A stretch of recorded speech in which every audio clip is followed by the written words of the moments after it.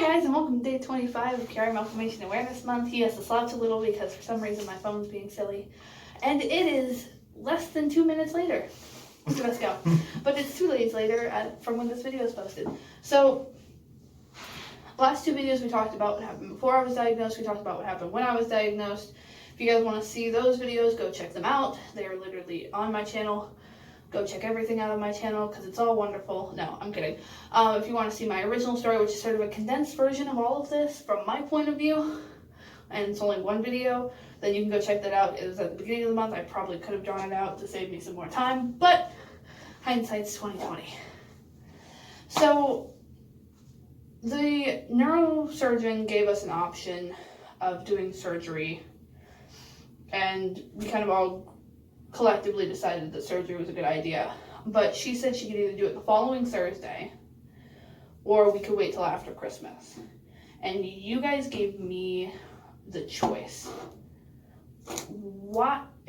From your point of view, why was that? Why did you guys let me decide when I was going to have the surgery? In my mind, there were several reasons. One, I felt that you were old enough to make the decision. I mean, you've always been very smart, very strong-willed, and very open to speaking your mind. So, and partially his fault, by the way. Yeah, I accept responsibility. But you know, you were old enough. It's your body. It was your condition. You knew better than I could possibly understand what you were going through. And while I had my own thoughts about what should happen in my own head, I didn't feel that I should be the one making the call on how long you had to go until, I guess, being relieved of the symptoms you were experiencing. And were you surprised when I decided to have it earlier than later? Even if it meant conflicting with Christmas and all that fun stuff? Not so much, because I knew as things got worse for you, I knew what you were going through, and I saw the downhill slope you were on and how bad things were getting. So I kind of figured you were going to do that, which is, quite frankly, what agreed with what I was thinking anyway. But I didn't want to, push my opinion on you. I wanted to go with what you said, whether I liked it or not. I think I actually looked at you guys and said, I'm sorry if it's inconvenient, but I'm so tired of being sick. I just need this to be over. Yeah, and I was like, Something okay, along those lines. No problem. Not that I tried to be excited about it, but yes, I absolutely was behind you 100%. Sooner the better.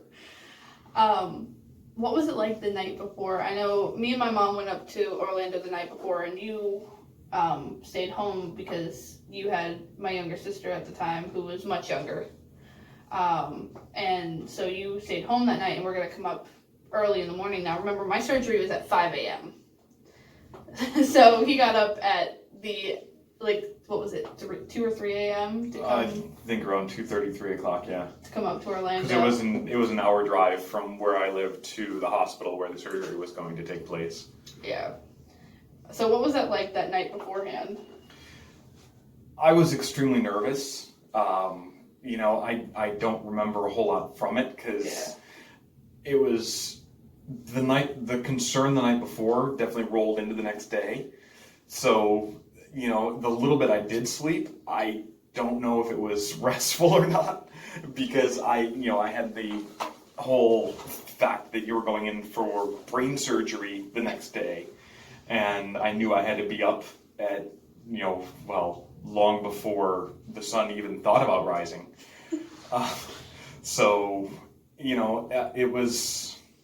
It was a difficult drive back home, and trying to put on a brave face for my youngest, who was 2 at the time? 4 years ago.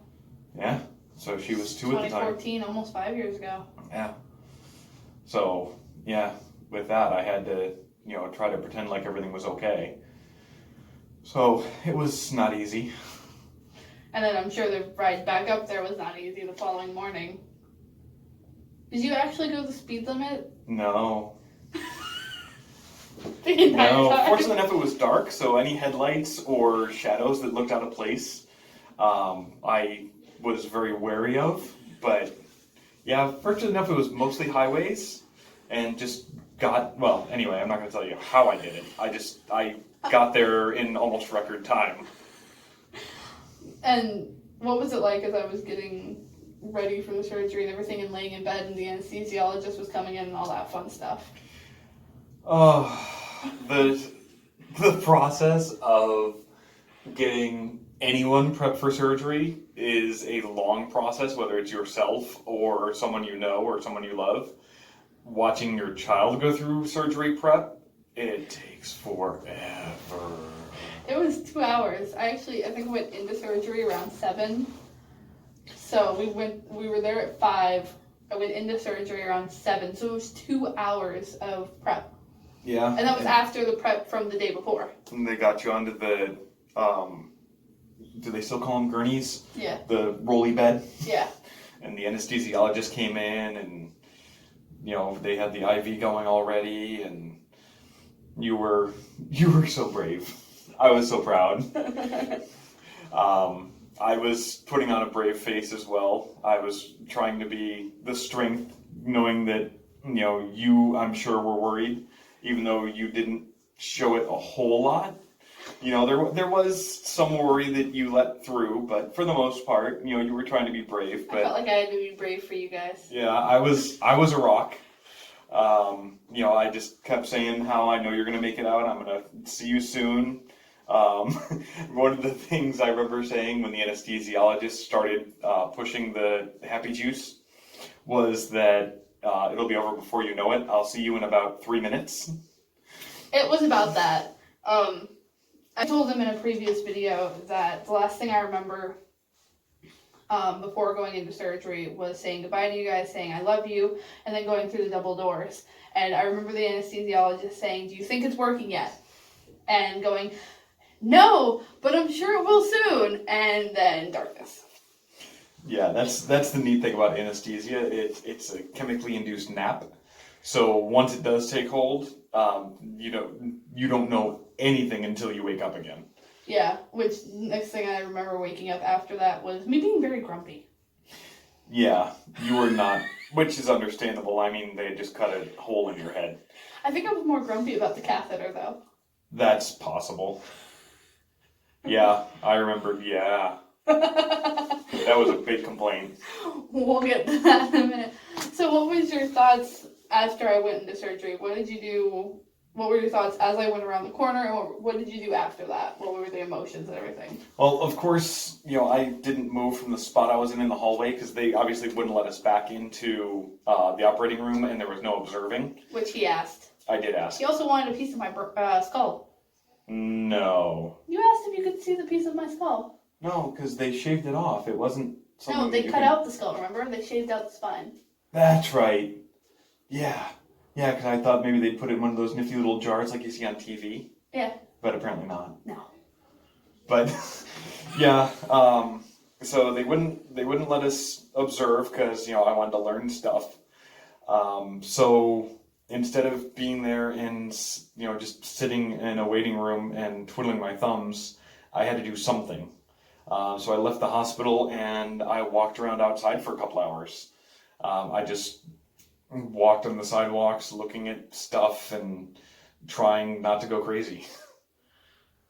How long did you stand in that spot after I went around the corner until you moved? About until you were out of sight, because I knew there was nothing else that I could do, and I needed to get out.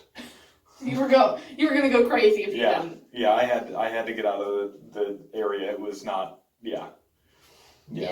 The only thing I remember after coming out is I remember you and Mom standing there, and Mom was a mess still, and you were trying to be strong, but I could tell you were like, I was extremely relieved. No, I had no problem showing that.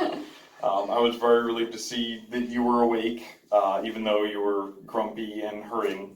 Fortunately enough, the local anesthesia they put you under, to numb the back of your head was still in effect, so that wasn't so bad yet. I was determined. I told you guys in my other video that as soon as I got back to my room, I was determined to get up and go to the bathroom. Yes. I'm pretty sure I did nothing but complain about the catheter being taken out the entire time until then. Yeah, the nurses tried to argue with you until I finally said, listen, you guys can argue all you want. She's going to do it whether you take it out or not. And they said, all right, well, you have to leave. I said, okay, I'm out of here. Went and stood outside, and they pulled the toilet over, and I stood up. They helped me stand up, and I sat down, and I about vomited from pain. And then I got back into bed. He came back in, and he's like, wasn't a smart idea, was it? No. Yeah, but trying to talk you out of something when your mind is made up is not something. I think we talked about that a little bit before. Yeah. The whole strong-willed thing, see? Especially when I was grumpy and in pain. Yes. That's not a good idea. Exactly. But after the surgery, the doctor said that I was good to go. When I could stand up a little bit on my own, manage pain with pain medicine, and eat. I was determined to go home the next day. Yeah, that's not an option. I think it's a minimum 2-day hospital stay, which she was having no part of. Oh yeah, you're supposed to stay for up to 48 hours. After getting to my room, I was discharged within 24 hours because I was like, nope, I'm not doing this. I can stand, I can eat, I can manage my pain, send me home, I'm done. Her version of standing was her getting out of bed with 2 people on either side of her, holding her up. That's not true. By the next day, I could stand up out of my wheelchair for at least 2 minutes. Not steadily, but at least 2 minutes. With help. With help. At least one person. And I could walk a semi-decent distance with 2 people on either side of me. Semi-decent. Halfway across the hospital room. Yeah. Which those are not large. No, not really. Not even the kid ones. I did do the golf thing, though. Remember the Yeah. charity golf thing? Yeah, that was fun. I stood up for a few seconds sometimes when I did that, and then I would very quickly sit back down. Kudos to Arnold Palmer Children's Hospital. But yeah, I was not having any of that. I was like, you're gonna send me home now because I'm done. They kept waking me up overnight, and I didn't like it. I was like, I'm not staying here any longer. You're going to send me home now. I want to go home now. They had to check your vitals. They had worked on your brain. They had to make sure everything was okay. I did not care. You know that strong will thing? Yeah. People were like, you went home the next day after having cranial and spinal surgery? Yes. My doctor's response to that was, I think I asked her, 6 times between the time I got to my room to the time she let me go. Can I go home now? Oh, at least. Can I go? Well, can you do this? Yes. Can I go home now? Can you do this? Yes. Can I go home now? Yeah, Every time she'd ask me anything, my response would be yes or no, and can I go home now? Yeah, I felt like it was more of an ordeal than she did. I wanted her to stay just to make sure everything was okay. I was trying to be, a little more cautious. But again, when her mind's made up, there's just nothing we can do. I went home and I pretty much lived in a chair for a week and a half. And then, now normally by the 2-week checkup, which was right before Christmas, I'm not supposed to be nearly as good as I was doing. She said that my recovery was absolutely astonishing, how fast it went. What were your thoughts on that? The doctor said the surgery went off without a hitch. She was impressed with how stubborn you were and how much work you were putting into proving that you were okay.